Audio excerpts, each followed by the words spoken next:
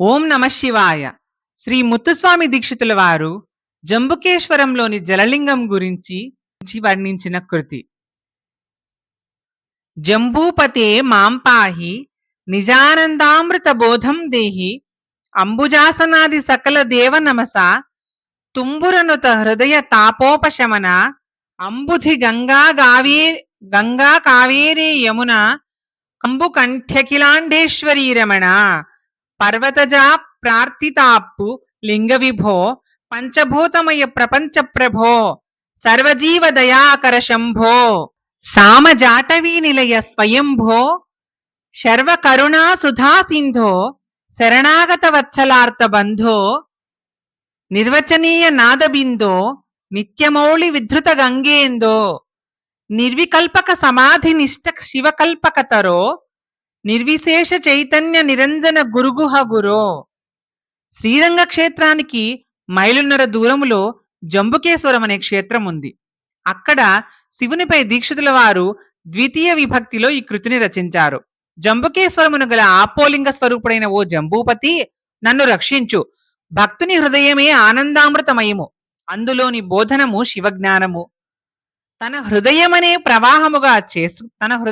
ప్రవాహముగా చేసుకుని దానిలో శివలింగాన్ని దర్శించినచో ఎట్లుండునో అట్టి సమాధి స్థితి నిజానంద అమృతబోధము అని ఊహించుకున్నచో పరమాత్మ పంచభూతాత్మకమైన శరీరమును లీనమై ఉండుట భావించవచ్చు. దీనిని దీక్షితుల వారు పల్లవి యందు పేర్కొన్నారు.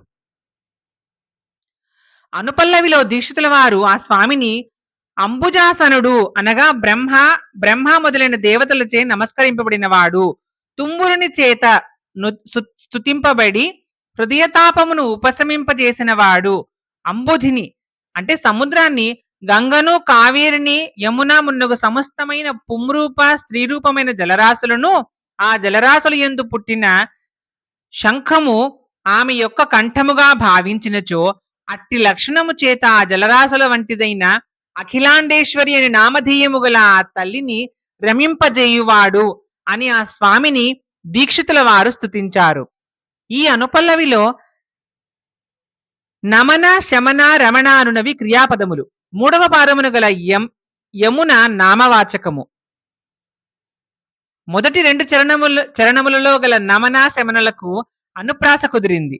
మూడవ పాదమును గల యమున అనునది ఆ రాగ నామమును సూచిస్తోంది. అంబుధికి గంగా కావేరీ యమునలు దేవేరులు. శివునకు అంబుధి గంగా కావేరులతో గల అనుబంధము యమునకు శివునకు గోచరించుట లేదు. విష్ణువునకు గంగకు గల అనుబంధము జంబుకేశ్వరమున గల కావేరీ జలము ఎందుండుటచే కావేరికి శివునకు గల సంబంధము ఈ రెండింటికి గతి అయిన అంబుధికి గతి అయిన వాడగుటచే శివునికి అంబుధికి సంబంధము కలదు. కనుక అంబుధి గంగా కావేరులను నియమించువాడు. కంబు కంఠి అయిన అఖిలాండేశ్వరుని రమింపజేయువాడు ఆ పరమేశ్వరుడు.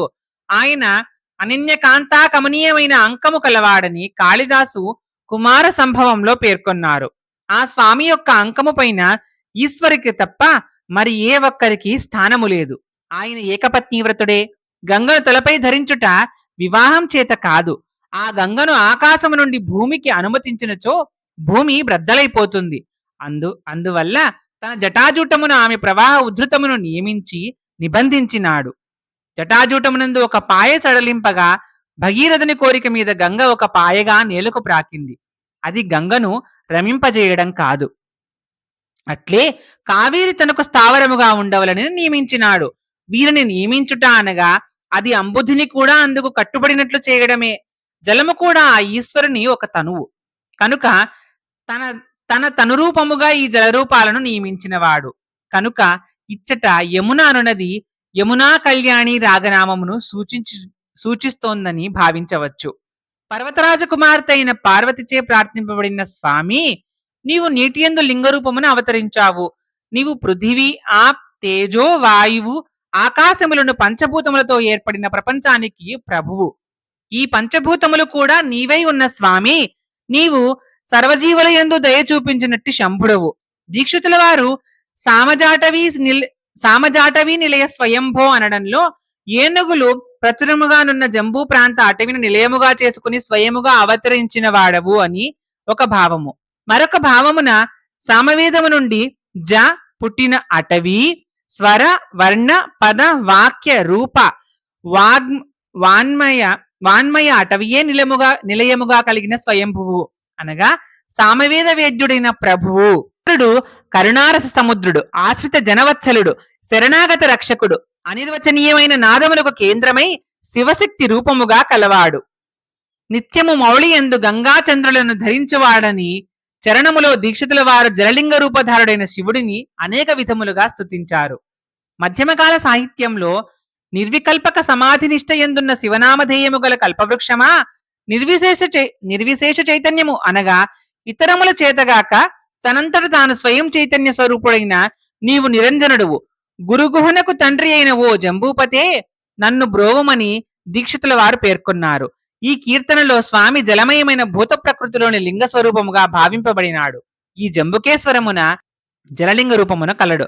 ఇక ఆనందామృతము, అంబుజాసనుడు, అంబుధి, గంగా, కావేరి, పర్వతజ, పంచభూత, కరుణాసింధు, విద్రుత గంగేందు అను విశేషణాలన్నీ జలప్రాచుర్యము కలిగినవే. ఇక్కడ దీక్షితుల వారు జలలింగ రూపమైన శివుడిని జలము వలె ద్రవరూపమున నుండి వస్తు సమూహముతో కలిసి చెప్పడం ఒక చమత్కారము. శివుడు జంబూ వృక్షం అంటే నేరేడు వృక్షం కింద వెలసినాడు గనక ఆ శివుడికి జంబుకేశ్వరుడు అనే నామము సార్థకమైనది. ఇది పురాతనమైన దేవాలయము. ఇది శ్రీరంగానికి 6 మైలు దూరములో ఉంది. ఈ గుడి ప్రాకారము విభూతి ప్రాకారమని, గోడలు విభూతి గోడలని చెప్తారు. శంభుముని జంబు వృక్షములతో కూడిన అడవిలో తపస్సు చేస్తుండగా తెలుపు రంగు జంబూ ఫలము ఆయన ముందర పడిందట. అది చూసి ఆ ముని ఆకర్షితుడై అపూర్వమైనదిగా, మిక్కిలి మాధుర్యవంతమైనదిగా తలచి దానిని శివుడికి ఇవ్వాలని కైలాసానికి వెళ్ళాడు. వెంటనే ఆ ఋషి ఉదరములో నుండి ఒక మొక్క ఉద్భవించి క్రమంగా పెద్ద వృక్షమైంది. దానికి ఆ ఋషి చాలా సంతోషించి శివుడిని ప్రార్థించి తన వృక్షము కింద వెళ్లవాలని కోరాడు. అప్పుడు శివుడు శంభునితో మొదటి నుండి తపస్సు చేస్తున్న అడవికేగి తపస్సు చేయమని చెప్పాడు.